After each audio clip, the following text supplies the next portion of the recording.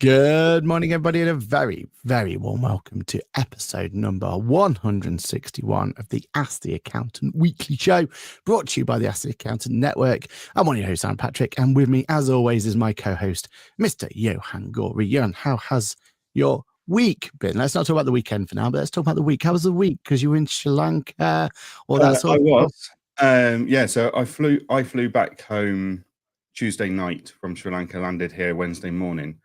But before we go on, I just want to send my thoughts to everyone in Sri Lanka. Within hours of me leaving, a cyclone hit, and there's over 330 dead already from all the flooding and stuff, and there's a national emergency. Literally the area you're in as well, or? Yeah. So, yeah, it's terrible times over there for them. So, yeah, hope everyone over there is staying as safe as they can be. We've already told our team not to travel in unless they deem it safe and stuff. So, yeah, not a good week for them over there, unfortunately, in Sri Lanka, which is I think this is one of the worst disasters they've had in 20-odd years.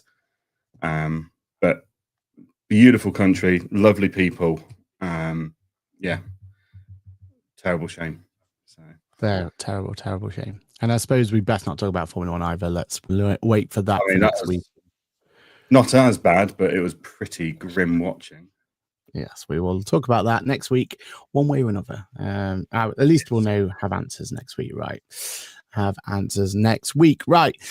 Look, there's a particular topic we're definitely going to talk about, which we have a busy week, a week of topics anyway, so we will cover that, but we can't cover anything before we say hello to our lovely community. So we start at 8:30 with Good Morning from a Very Wet South Yorkshire by Shelstone. Good morning. Natasha says morning all from the Bookkeeper Superhero. Kirsty St. John says good morning, Soggy in Cambridgeshire. Paul 3W3334. Paul Whitehouse says morning all. Paul Ingram says good morning from Marines in Salisbury. Clive Hand, the QuickBooks accountant, says good morning. Good morning, Clive. How are you doing? Mahul says good morning, everyone from rainy London. Hope everyone had a great weekend. And then I'll go to the 829er. Steph, the free biz podcast. You just what? 10 seconds too early. Yeah. You got to be more like Cheryl. Hashtag more like Cheryl. And then we had, I think it was up to Juliet, wasn't I? Morning from Juliet. Then Susanna Bookkeeping was there. Sue Green's there. Good morning. And she then shows off her support to Sri Lanka. And Nadia's here as well. Hi, hope you're okay, Johann. Excellent. And then just so we've said who are there in our Instagram following is Fly High Finance, Tax Data Limited, Ash Hall, and Coverland. I'm going to say that. Butchered that one. I think you need to get a new computer. I think your computer's broken there, Steph. It was definitely 829. And then it's Tim, isn't it? Good morning, Tim. I mean, yeah. Oh, and then Susanna jumps in as well. Also, what has StreamYard done to... it breaks so many things. We can't comment. We can't bring in comments from Instagram. Exactly. It's still dramatically zoomed in. Why can't you just scale our screen down to the vertical mode StreamYard? And now it won't pull in any names properly. It's odd. Belated happy birthday, Johan. Was it your birthday?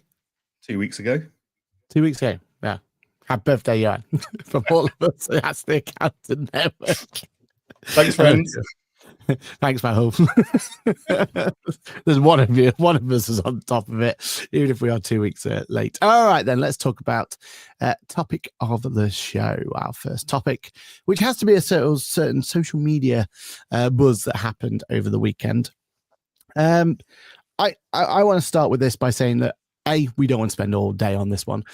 B, there was I've read all the comments as well, I'm sure. I don't 100% know Johan has, but I've read all the comments as well. And there was one comment that says something like, oh, they'll probably won't cover it on today's show. How dare you, sir? How dare you? we don't back down from controversy on this show. Yeah, look. Normally we create it together, not one at a time, but... Yeah.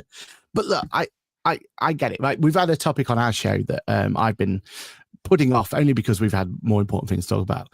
But there's been hate that's flown around social media aimed towards me at this point in time. So I very small version of what Johann's going, but I understand what he's going for. But I think we should start off with your behind the scenes of the events that have happened, and then we can kind of talk a little bit about the detail. But again, I'm not going to spend too much time. We've got a lot more to go on. But Johann, talk us through what happened and how it all came about. So about a year ago, Engager announced a price promise where we wanted to protect everybody from increasing prices. That price promise was, as you would imagine, very well modeled. We did forecasts, etc. It was based on growth, demographics of different sized businesses joining us, cost of data, etc. Things that we couldn't control have been things like costing of data. AI has made data centers and storage of data 100 times more expensive than it ever has been, and it continuing to go up. On top of that, we are seeing more and more attempts at being hacked across all sorts of different systems, like Amazon and Microsoft going down. So we need to make sure we've got contingencies. We need to make sure we're constantly making the system safe and secure, more so than we ever thought we would need to, because these attacks are getting more sophisticated. They're not being attacks on Engager at all. I want to be clear about that, but it would be negligent for us to not see what's happening in the industry and take note of that and put precautions in place. On top of that, where we were this time last year and where we are now, as we all know, is a very different business model. Small, independent, plucky company that had no issues with not making any profits and reinvesting everything.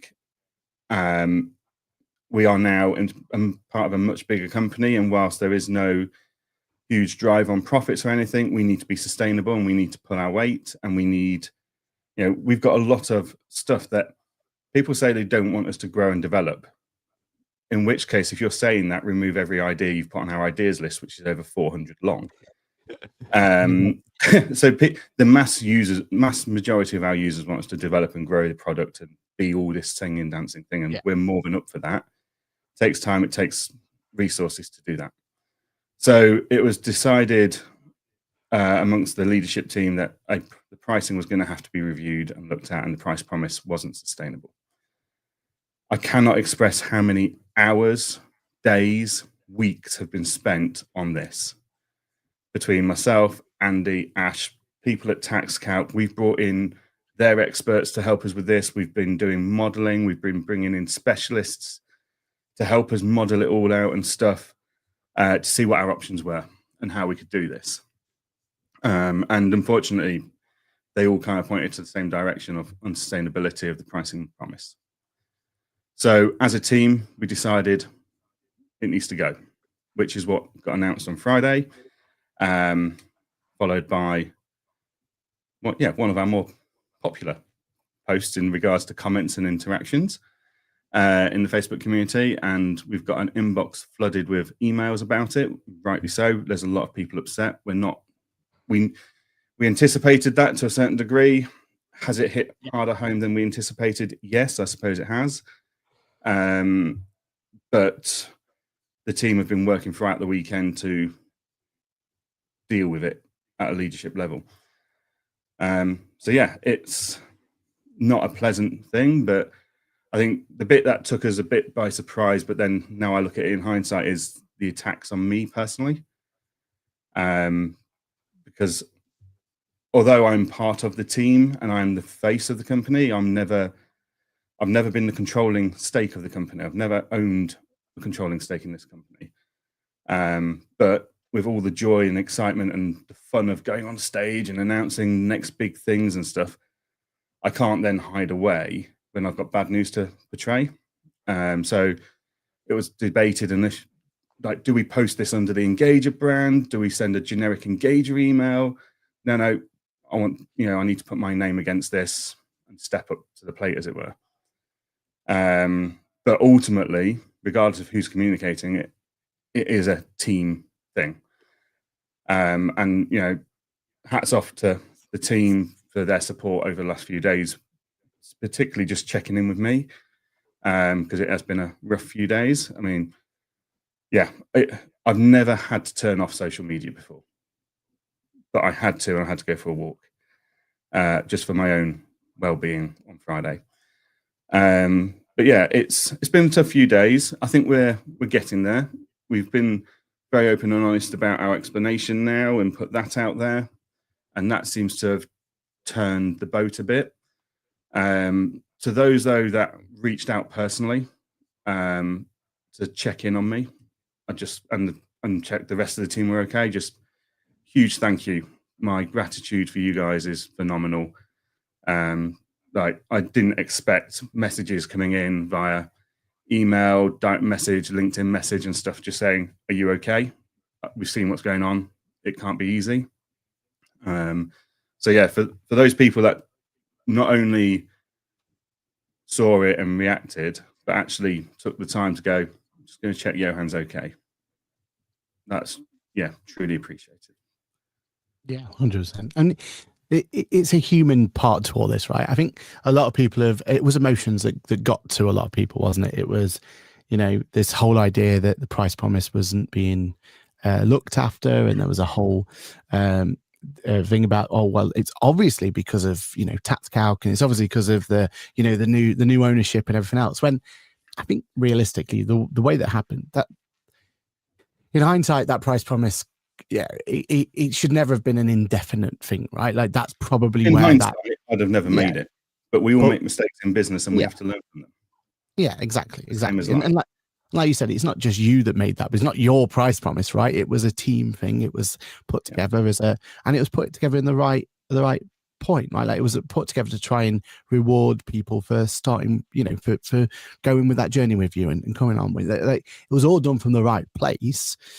Just in hindsight, that's the only issue out of all this that really you can understand where the community can come from, because the actual price increases themselves, I don't feel are the sticking point here. Because I know some people are upset that it's gone up percentages, and they keep throwing these percentages around. But actually, when you look at it, we got to do competitor analysis in this place, right? You're still competitively priced to the rest of the industry, right? You're not overly or underly or anything else. You're in the same ballpark as everyone else, and that's how it should be. And I think when you look at your features compared to your competitors, get a lot of value for that, right? Like, that's how people have got to start looking at this. And same with the recent Zero and QuickBooks and all these price points and price rises.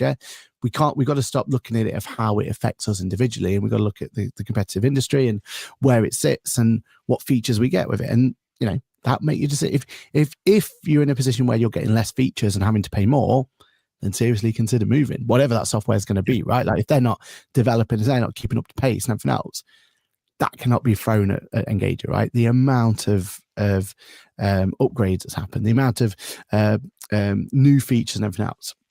Just on that point, the one thing that I saw floating around, and I must admit, is something that I expect's not the right word, but I know how dynamic you guys are, right? Like, we've seen it time and time again. So when something like this happens, you kind of expect you to do something a little bit different, right? Like, go a little bit north. And I saw this idea, and I must admit, it's something that I have spoken about before, but this idea of a light version of Engager, like that if you wanted to keep on these, lower price points, and you could pay a lease thing and have this different SKU system. Did you ever consider that? And if so, would that have ever been viable or not? So it's something we always debate how we do launch new things. Like, we spent hours talking about whether we should charge for proposal or not. Should it be a standalone product? We've got so many things coming out, and we're always debating that. But the conclusion was the majority of our users would want this tool, and we want to give every user the opportunity to use every best-in-class tool possible without feeling the need to pinch pennies. So there's someone on the comments yesterday saying, "Oh, if you'd put a price tag on forms, I would have never have used it. I've just used it in the last couple of weeks, and I've planned a whole new approach to self-assessment next year because of this. Planned a whole new onboarding process." And that's what we want. We want people to constantly be evolving their product, their services and their firm's journey and their clients' experience using the latest and best-in-class tools to be able to make their firm more efficient, make their firm more profitable, etc. So it kind of goes against the grain to do a reduced version, a light version. Yeah. And from a technical point of view, it's a real challenge because everything's connected. It's all interlinked. The spaghetti, it is like a bowl of spaghetti in there. Like in Peter's mind, it's very clean, organized and stuff. And, several people have said to us in the past that how good the coding is and how tidy it is compared to most places. But ultimately, like if we take personal ID codes, in theory, you think, oh, that's just a new box. But actually, it's a new box. It's a new filter for the Kanban, for the filters on the job list. It's a new column on the job list. We need to make sure this box formats it properly. And there's just so new API call, no doubt. And we need to be able to push it. Like that simplest box is actually connected to multiple points without you realizing. Yeah. So if you then take a bigger, more powerful feature like proposals or anything like that, there's so many touch points of that, and it's so interconnected that actually to try and sever all of that could lead to issues. So we basically, we need to look at it, and we're going to have that discussion internally, and we'll be feeding back to the community on possibilities and stuff.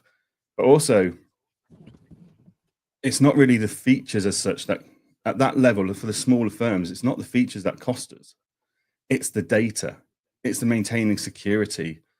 Like if you had £9, £19, £29, £39 a month clients, you would need a lot of those clients in your accounting firm to pay the bills.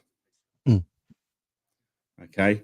So that's the thing we've got to be aware of is the amount of time it takes for developers just to keep going in, maintaining, keeping bugs out, maintaining security, maintaining speed and performance of the system, maintaining security of the system. That's a huge drain on our resources. Not to mention like building stuff, like actually building a new integration, that's 4 to 6 weeks normally on a smaller integration for one person. So actually that's not a huge issue. Like, yes, it costs money to do it all, but actually the most time is paying for data storage, paying the team to maintain the security and stuff like that. Support. The support team. I mean, you don't get an average under 15-minute response time without the support team being blooming good at their job. Like if we, and we do what we can to keep the costs down. Like I deliver the weekly live every week, providing I'm not traveling, because actually that makes it a non-costable exercise for us because I'm the founder. It doesn't matter. Like we do everything we can to deliver the best support at the best price we can. But again, we've just seen wages are going up by 6% plus in the budget. Yep. Now, unless we're going to devalue our team, we need to increase wages. Like we've had the same discussion in my accounting firm already. I'm going to have to increase wages by the same percentage of minimum wage going up. Otherwise, I'm devaluing my team in April compared to where they were in March. And it's just all of these points kind of add up to make it, and we have to question the business viability of a basic version. Yeah, 100%. And I think, like, listening to all that and listening to everything that's there, like, we got to remember as well how lucky we are to have this like type of solution in the industry. Because when you thought about what it was before, it was all based on users, and that's what the norm was, right? Like we'd be even worse off if it was based on users now, because then each user would have had an incremental increase, right? It would have been going up like that. At least this way, it's in line with what clients you have. So yeah, I look, the price promise thing to one side, I get why people are upset about that, but I think there's a it was a storm in a teacup sort of situation that at some point that was going to happen. At some point we were going to have this discussion, watching now. But when it comes to the price points and the prices that are coming through, I feel like, and look, I'm in a different position as well, because I was on stage on Tuesday saying how Engager's completely changed my practice, right? Without Engager, I won't be sitting where I am today, right? It is literally those features and every feature you've just mentioned there, with the new ones like the forms and the proposal plus and everything else, literally have already come to increasing my turnover, right? Like those features come along, we implement them, we bring in. And for you as well, realistic, you want as many people to implement them from day one as possible. So you get that feedback. You get people telling you what's right, what's wrong, what's working, what's not working, right? Like it's important those features work for everyone, from whether you've got one client or 10,000 clients. Whatever like we're launching a sales Kanban board in the coming weeks and months, right? That's our current big development project. And that's because we know how it doesn't matter whether you've got one client or 10,000 clients. Every firm is not tracking, or 99% of firms are not tracking their sales properly. Yeah, 100%. So people are making inquiries. You have a conversation, you're not following up after that conversation. So we want to be able to help deliver that.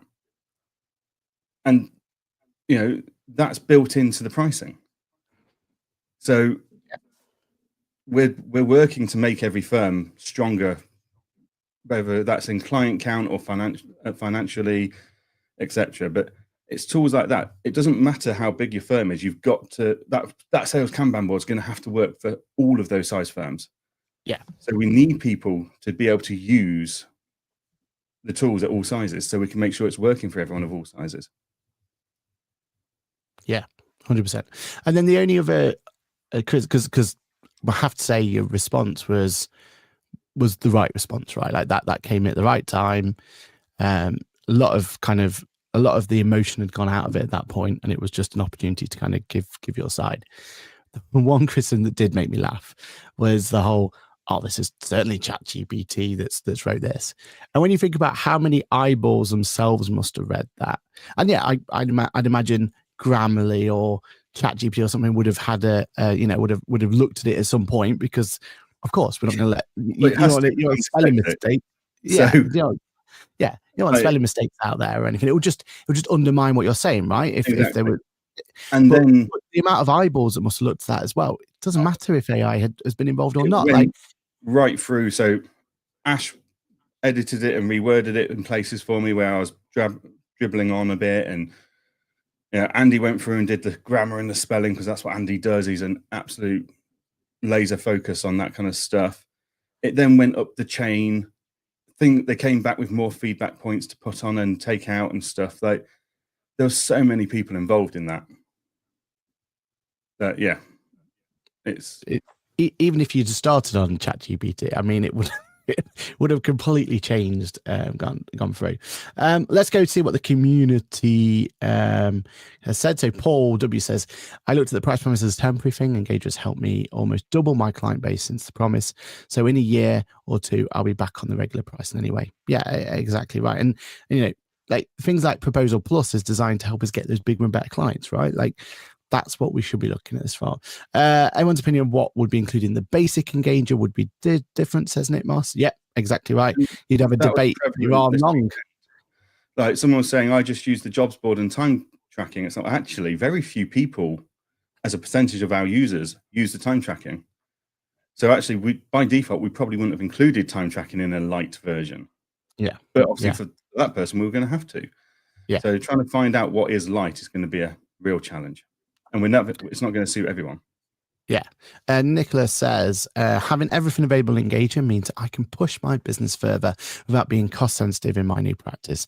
There are several parts I wouldn't have considered adding to my subscription if I was sold in packages, purely based I'm a new business and therefore keeping costs low for me time in, and then ultimately losing out, right? Like, and that's the thing, isn't it? Clive says, I think it's more that they brought into Engager was you backed it. They trusted you at the face of the company and they were early backers. Unfortunately, as the face of the company, it blows back on you. Yeah, and that's unfortunate as to why it was important that I made the announcement. Yeah. Like, I was given the option to make this a faceless announcement and it just be coming from Engager or the Engager team. And that didn't sit right with me, because I can't have all the fun and going on stage at labs and going, one more thing and all that stuff, and then not take the heat on a bad day as well. 100%. And Sue said it's a different issue that needs to be addressed, and the way that you would engage and announce it was very professional and fair. And then engage was still best in the industry, says Clive. So look, I think listens a bit, haven't they, more than anything else. Oh. This is an opportunity to learn from and grow from, isn't it, more than anything else? Yeah, definitely. It's going to be the talking point of many meetings in the next week or two to come. Yeah, as we review it all and work out how we improve things. Yeah, exactly. But at the end of the day, there's an end goal in sight for everyone, isn't there? And it's all about supporting one another. And look, the reason there's so many eyeballs on that community is because there's such a big community and there's a strong community, an engaged community. If that post was put in any other of the solutions I can think of, I don't think it would quite get as much much comments and conversations brewing out of it, would it? Because you've built that community, so that's what it is. And the community it's both good and bad at times, isn't it? Right, let's move to what was announced at Fusion, though. So, and this is the frustration thing I have, because I was so pumped for this episode because you've been cooking. Both Fusion, both Engager and Tatscout have been cooking. So just a bit of a background on the event itself. It was on Tuesday in Houston. Was there 200, 300 people there, 400 people there? I don't know the numbers, but yeah, there was a fair few people in the I think there's about 350 in the room. 350. That's felt right. That felt right based on being there. But it was an opportunity to come along. There was quite a few nice vendors there as well. We had Apron, we had Adfin, we had Nexus, we had Xenon, we had others as well. Yeah. Basically, there was a fair few vendors in the auditorium place as well. Good opportunity to network and all that sort of stuff. But let's be frank, like the point of this particular one was the announcement and having the opportunity to listen to the speakers as well. So you had Ariana speaking, you had a panel of experts with like people like Amy, #AuditAmy, talking about their experiences and everything else. And then you had some, really good speakers as well. But for me, it was called Fusion, and I was excited for the announcements that were made. So Engager announcements, they spoke about the Kanban board you were talking about there and kind of giving the opinion of that. I thought Ash did a great job as well. I think he really showed. He was so nervous going on in the build up to the event because he's never done on stage before. But from everything I've heard and everything I've seen, he absolutely smashed it. Yeah, 100%. And maybe that's the thing going forward. Like, it's not just has to be you on stage all the time. Like, maybe it is that gives you flexibility, right? Of being able to bring certain bits for Ash and whatever going forward. So that's good. So there was that being announced. There was a lot more tighter integrations being announced as well coming through. And Tatscout was really excited about kind of how that's going to help. The forms and stuff like that. That I thought that was huge, right? The idea that when you send out a form going forward, as in a questionnaire, you're going to have the opportunity to have that populated by Tatscout to give you previous information on there, right? Like that's what the client wants, don't they? They're asked for, can you tell me if you what your dividends were this time last year, and it was these were dividends, BT, blah blah blah blah, that sort of stuff coming through. That'll be brilliant. Committed to the big more integrations coming forward, which is good to see. And then there was a one more thing moment, and up came on. It was Pauline, you said, wasn't it, that came up on stage at the end? Mm-hmm. Pauline came up on stage, and she announced that Tatscout is now going to be not just a desktop product, not just a cloud product, but a whatever you need product. So there's going to be a desktop option for you or a cloud option for you in later down the line. They didn't give any timelines or anything, but hey, whenever that timeline comes through, it's when it comes through. But the idea that it is a cloud product and a desktop product, I thought was very, very, very clever. Like, that is the idea where, best of both worlds, isn't it? Like, I'm the one shouting about, I need a cloud product for me to move over, blah, blah, blah. I'm one of those, pain points that Tatscout have, right? But at the same time, if I'm on a train, do I really want to just have a cloud solution that I can't do anything with? And like literally every tunnel I go under, I'm losing connection, all that sort of stuff. I think having the flexibility would be even better. And it'd be just interesting that it's taken obviously a long time to get there, but actually the reason it's taken a long time to get there is to actually get something that could actually be best of both worlds, right? Like, is that something would your firm ever be using the cloud stuff, or is it purely ever going to be desktop? So I think the point that the cloud stuff comes in really valuable for me is if I'm on my iPad. So at the moment, I have to have my laptop with me to use desktop software. Yes. So if I'm out and about for the day, my laptop's always in my bag in case my team need me to have a look at anything at on point. But it means I can have a look at things on my iPad. And yeah, so I think a hybrid is going to be a really good approach. It's interesting. No one's really been able to pull off hybrid either, right? Like that has always been. I mean, Sage Line 50 back in the day was hybrid. Hybrid now because everyone's got software. A small percentage of firms still have a server sat in the corner of their office which holds all their tax calc data. But larger majority have Cloud Connect, which is all the data stored in the cloud. The bit that's missing is the UI, the user interface on a website, on a web portal that plumbs into that data. So if you think you've got Cloud Connect here, you've got your software here, TaxCalc are now building a web-based UI to go, well, you can pull the data from here or from here, and it works. And it's that Cloud Connect that Engager plugs into already that we pull data from. Right. That makes sense. So technically, we are a hybrid already. We just don't have a way of accessing that cloud data without a software, which is without desktop software. Yeah, it makes sense.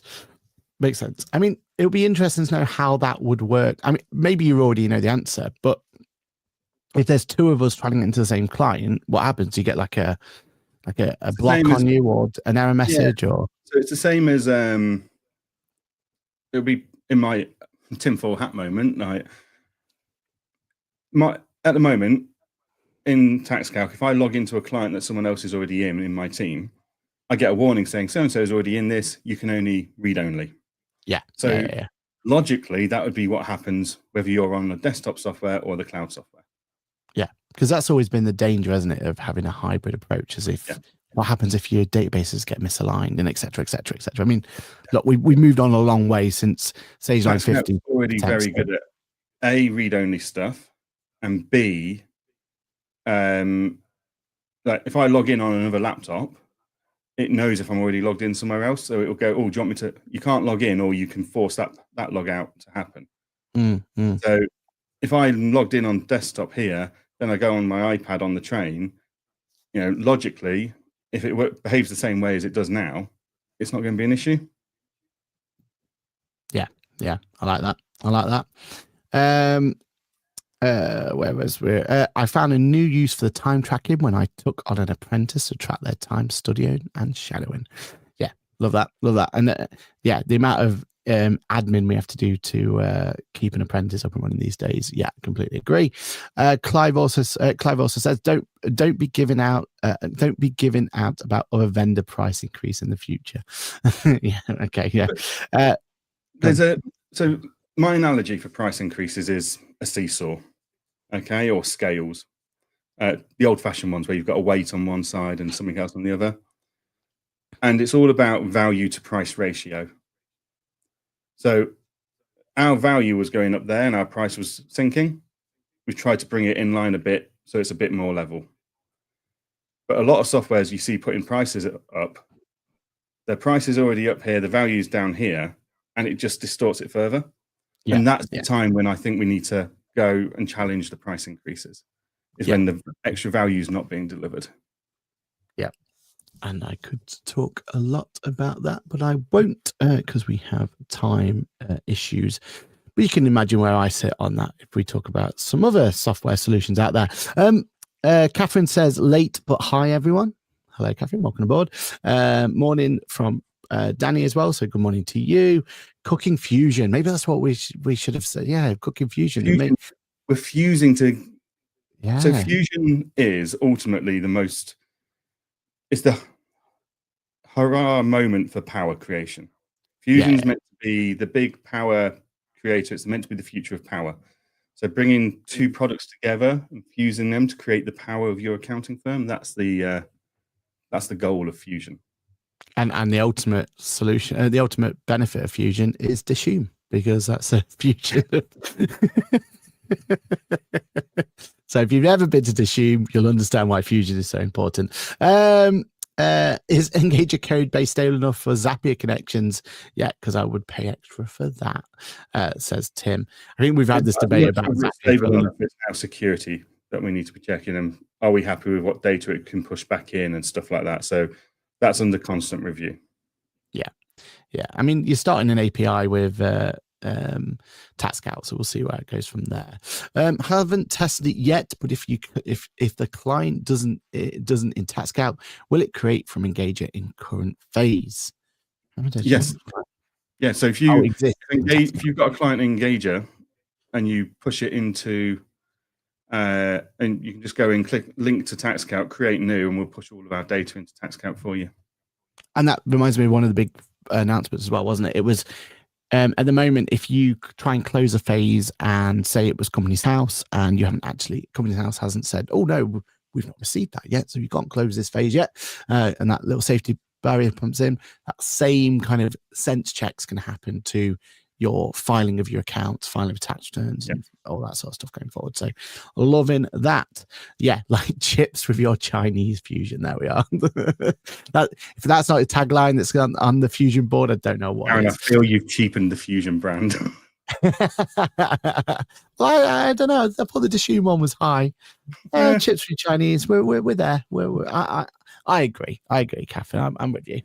Right, okay, cool. Let's talk about the other big topic, which is budget. First and foremost, what a palaver, eh? What a palaver. Look, I've watched a lot of budgets over my time. I think I was more invested in this one because we were doing a live stream and all that sort of stuff. So maybe I was a bit more sensitive, maybe, or more engaged, maybe. I don't know what the reason was, but it felt like more than ever, this was a schoolyard, and we were just privileged enough to have a camera pointed at it.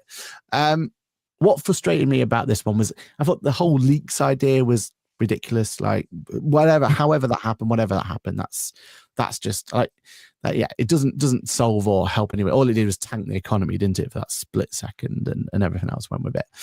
The fact that we had this whole space within the budget of just people having to be told to be quiet and shut up and move around, and then from the actual chancellor herself, just the constant jibes and attacks and everything else. And I was telling you off air, and I really do stand behind this. Like we've got this whole thing at the moment where we're beating ourselves up because we don't give enough education to things like finance and everything else. But I don't blame the people people not wanting to watch in, because then they're going to get no benefit out of watching the budget, because all it was an attack on the opposition to stay while we're better than they are, sort of situation. And we had to keep stopping while they jeered and cheered each other and get told by the mum to shut up. My concern is, right, you show that to a group of school kids, they go, oh, that's acceptable behavior then, is it?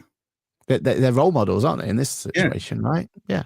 Like if our politicians can behave like that and shout down at each other, then why can't we do that in the classroom? 100%.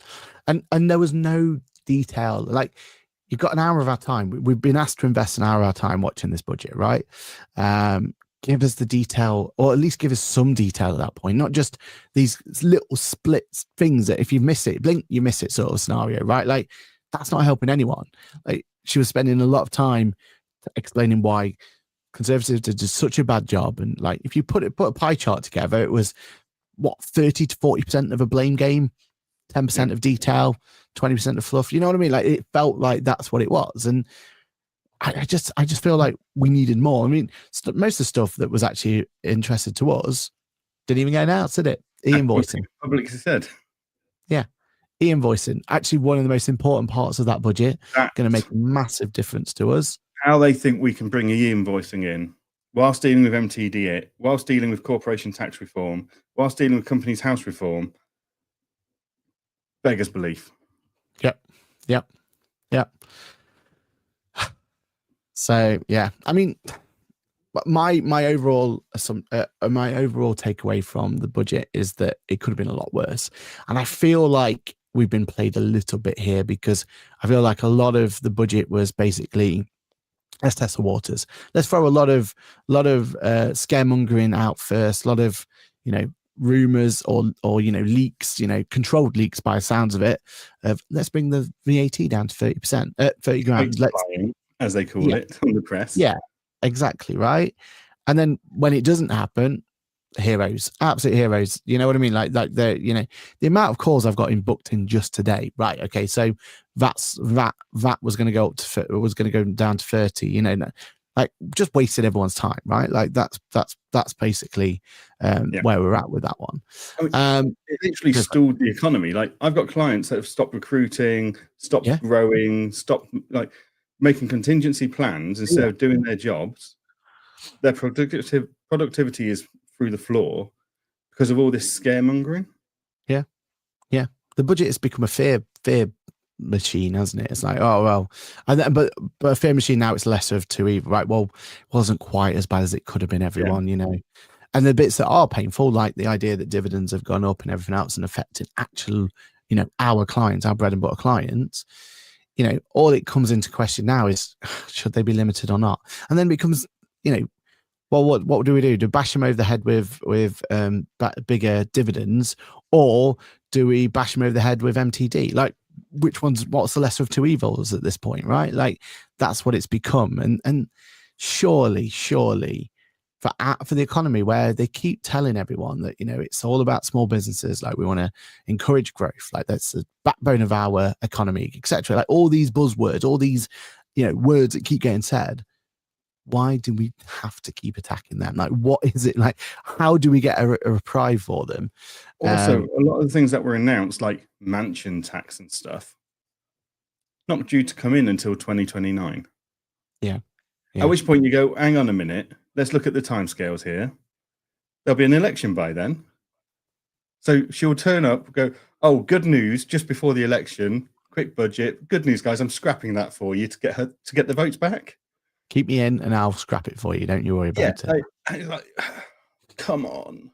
Like, it's just a huge PR game. And yeah. But I've now got clients talking about that. And it's like, guys, it's not until 2029. Yes, you need to be proactive and plan ahead. But what are the chances of it actually happening in 3 years' time? So it leaves us in a really tricky position as advisors as to what do we advise? Because for years we've been advising, go and get electric cars. And now, like one client said, oh, you told me last year to get an electric car. I said, yeah, but that was the right advice at the time. It's all right though, because it's all been thought about the electric car situation anyway, because it's all going to be based on your MOT. For the first 3 years where you don't need an MOT, what do you need gas? How are we getting the mileage for the first 3 years when you don't have an MOT? You're just going to get slammed with a huge bill on year 3 or year 4, whichever way. Yeah. But if you get a new car every 2 years, are you just... You just don't bother telling them, right? What 3p? I didn't do a mile. I just left it on. I left it on the driveway, and I've not touched it since. Pensions having that reform as well again means no doubt we won't see any more innovation in the payroll world yet again, because they've got more work to do to get up to date and get compliant. So thanks for that. Really appreciate that one. Look. We can look, you can be cynical about it all you want, aren't you? I mean, it is what it is, and we as an industry, we just in it together. We'll figure it out. We'll find ways around it. I thought another attack on the rental industry was coming, but yeah, I thought it's going to be an interesting conversation to have with your client, because a lot of them are just going to go, well, that's it now. That was the last. Yeah, that was the straw that broke the camel's back, wasn't it? Right, like so. Yeah, look, we've got to deal with it. We've got to figure it out for our clients, understand it.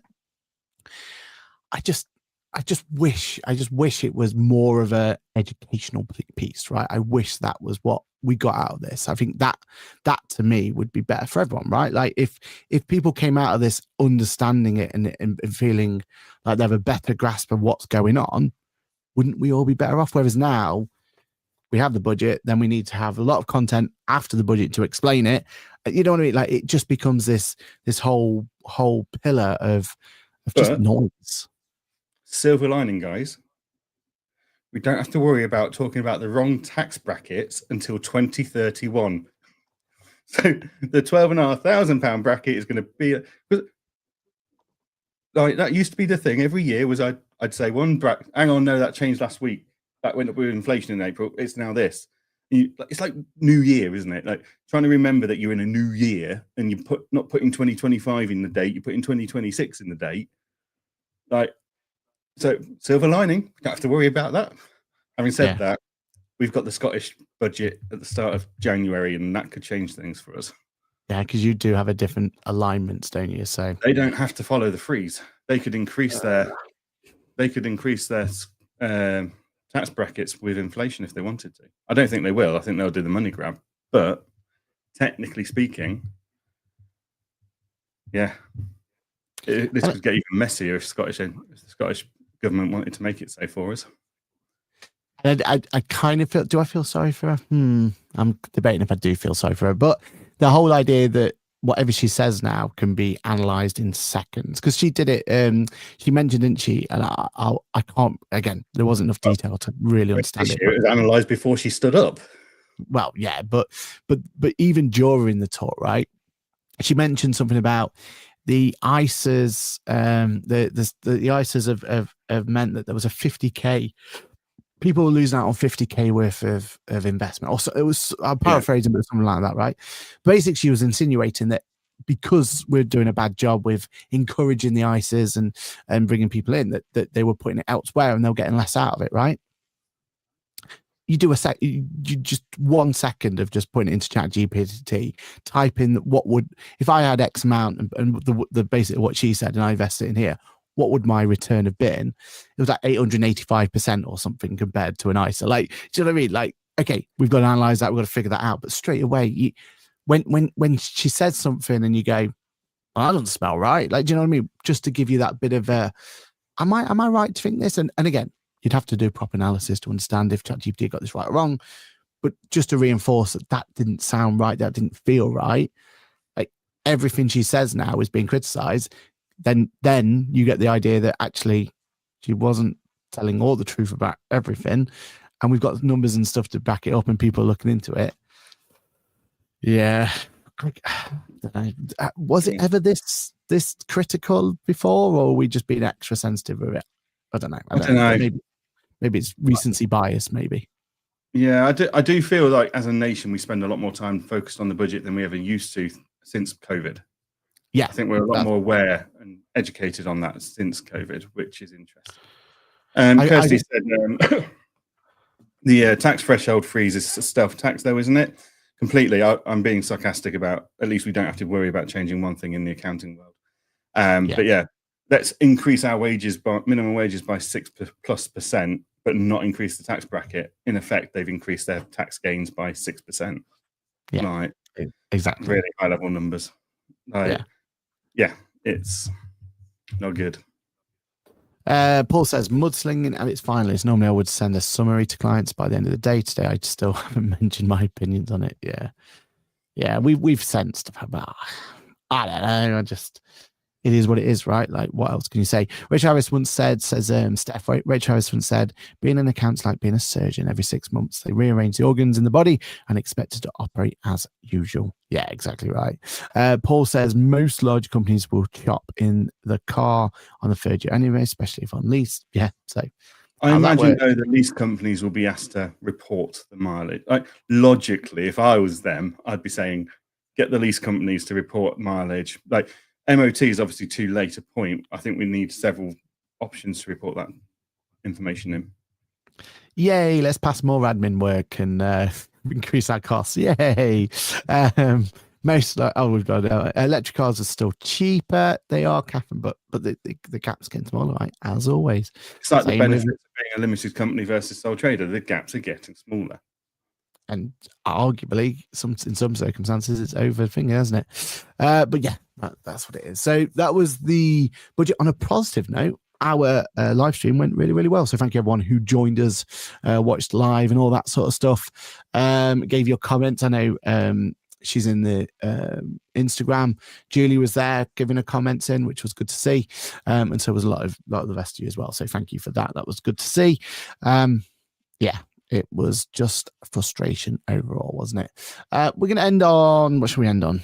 Let's end on a smaller topic just so that we've got enough time to kind of close out on this. ACSP update. So how's it going your end, Johann? You loving every moment of it? Not doing it. Clients are being told to do it themselves. Get on with it. So we had a huge wave of them come in, which was great. And we're now looking at this on the 1st of December. We'll be looking at all the ones that are due in confirmation statements that are due in December. Email them, explain to them, we've already had a few people that are going to get fines because they didn't respond to us and they ignored us. Now they're having to pay the fines. Ultimately, these people are business owners. They need to take some responsibility for their business. So their accountants and bookkeepers do so much work for them. And if we have any clients who are technically challenged or struggling for some reason, we will do it for them at a charge. But that's not really our client base. Our client base is more ignoring emails, but technically able to do it themselves. So yeah, they'll learn the first time, and then we'll have it, won't we? So it's not an issue next year. I think we're just going to have a bit of a painful year in the year ahead.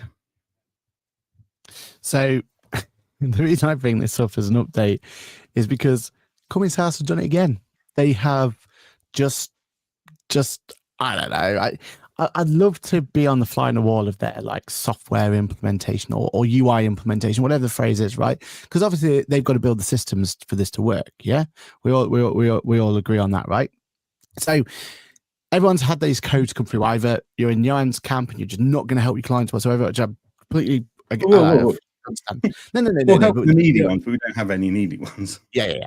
But in the world of how you're going to get that code is completely up to you, right? There's two ways to do it. You're either going to bend over backwards or you're not going to help, or you're going to find a happy medium, right? That's fine. But once you've got this code, surely that should be the end of the pain. Am I being naive that, right? Once we've got the pain for us, should be getting the code. Is that right? Am I being naive about that? Getting the code, putting it into your software, and then making sure then you'll need it to file your confirmation statements. Okay, so software companies, because they're brilliant at helping us. A lot of them are absolutely on it. Engage, you've already mentioned how you made sure you had code, and you even spent the time to make sure that the dashes were in the right place, because those dashes are exactly what we've been given, and you know that we would spend that time. And the other software I've used to file a confirmation statement, they had the dashes in there as well. Have you tried to apply for a new limited company lately? Oh, you need ID verification from the client and a personal ID before you apply for them. Yeah, no, I knew that was coming. We knew that. Yeah, 100%. Right. That was what we were expecting. Right. So now you've got to spend some time with that client. You know, it's going to add a bit more admin extra. You got to figure it out. Are you going to do it for them or not? This is a brand new client most of the time, so you probably don't want to be doing that for clients. It's going to be a whole lot of issues you got to get in place. But you finally get the code off them, right? It's now going to delay actually creating a limited company. So you're going to have to tell clients. Typically, you know, we could get next day companies easily, right? We were getting the information that day, putting the information, it was arriving by the next day. Sometimes arriving the same day, right? Depending on when we submitted it. Absolutely no problem. So now we have to get this code. When you go to apply to create your limited company in Company's House, that code hasn't got dashes in it. And if you try and put dashes in it, it error messages out, and you have to then start again, removing the dashes, copy, paste, put the things in, put all this in. So part of me was like, well, should I just type? Is it quicker just to type in? Because copy and pasting is absolute frustration. I had, I think, three directors to do at this point. So I had all that extra effort of getting these codes in, finding them, getting them over, finding them all out, finally get to submit it. And, you know, clients at this point a little bit frustrated because, you know, they needed this thing. I was doing it last night on a Sunday, right? I didn't want to wait for the team to wake up and have to deal with it, and it was the first time that we had to properly do it. So I thought, I'll just go do it myself. Copy, paste, every time error message. Oh, for crying out! Like something as simple as you've told us these have to have these dashes in. You've made it this dash. So your UI, when you go and create a new limited company, doesn't accept dashes. To the point, because basically the dashes will replace it. So you're 2 digits less on your thing when you copy and paste it. So then you got to go through, delete the dashes, put the thing like seriously. Am I naive here? Should I have been like expecting this? Should I have like it's Company's House? You should expect anything. Next level of naivety, using Company's House to form a company. I'd have used the software if I was you. Yeah, I know. But how much longer until they stop you from being able to form a company at Company's House website? They're already stopping you from filing accounts. I wouldn't be surprised if everything gets stopped and you have to use the software for everything. It's their equivalent of MTD. You have to use the software for everything. But this is the same organization who released a brand new code system without API. Yeah. So what they're going to do? I'll come later. That'd be all right. I was flabbergasted. Honestly, knowing, because the nice thing is now you don't need to know their eye color and their maiden names and all that sort of stuff, which has always felt a bit weird anyway. What were they really? 1950s, that is. Yeah, exactly. There was no way they were ever cross-checking that data. That was just it was just a deterrent, wasn't it? That's all it was. And it was a terrible deterrent. Terrible, yeah. But now you have to put this code in to move it forward, and I'm like, oh my day. Generally, I couldn't believe the idea of just something as simple as just keep the codes the same. How there's just no logic to it. So yeah, I thought one team did that bit, another team did this bit, another team did that bit. No one's spoken to each other. There's not been any meetings about this. There's not been any emails about this. Yeah, exactly. One team might have posted a letter to the other team. It's not arrived yet. Exactly. Now, I haven't done a confirmation statement on Company's House yet. I've been using software like the majority out there have done. But I wonder if you try and do a confirmation statement on Company's House, you're going to get the same problem. Yeah. I don't know, probably. But what a mess. Wind up. Again, well done, HMRC. MTD, you have smashed that implementation in comparison. And we have a lot of complaints about that one, but we can't complain. Literally, compared to your friends at Company's House. Yeah, yeah, fully. Would it make sense to have a box to report mileage when road tax is renewed, says Steph, in regards to this 3p per mileage? Who's going to say they're going to put the right numbers in? I suppose that's what the problem is, isn't it? That's like sending a client a link to pay your invoice without it telling them how much to pay, and they just make up the number themselves. Yeah. I did 10,000. Really do without having to pay 10,000 times 3p. I'll just make that 1,000. Oh, I missed a zero. Oh no. Translation error. I put 10,000 but the zero at the beginning. Oh, damn it, There's the formatting on the form. I didn't understand it. I copy and paste, and there was a dash there and all sorts. Not for the transfer in 2 to 3k additional cost for some. Yeah, that's a good point. Actually, taxi drivers are going to have a real because they're going to have electric cars, aren't they? So yeah, but then again, do they not have to pay? Clean area levies would be mitigated versus going back to the old taxis in theory. So yeah. I think we're doing the MTD implementation day next year. Oh yeah, that's in relation to the last, because it is the last team. That'll be the last one, won't it? If you are going down for the 9th, I think that's the last industry event of the year. I thought Fusion was the last one, but no, MTD have got one as well. It looks like it's a good one. I think it's sold out though, so even if you want to go, you can't. But yeah, maybe they'll put some new ones out there. It's the PSCs with the birthday that's good at this time. Yeah, please don't remind me of that one, Joe. I'm still broken by it. Again, fly on the wall of whoever decides. They sat there going, how are we really going to cause problems for this industry, this accounting and bookkeeping industry. Let's use PSEs based on their birthday. Far too easy for far too long. Let's really mess with them. I mean, why they are different to confirmation statements?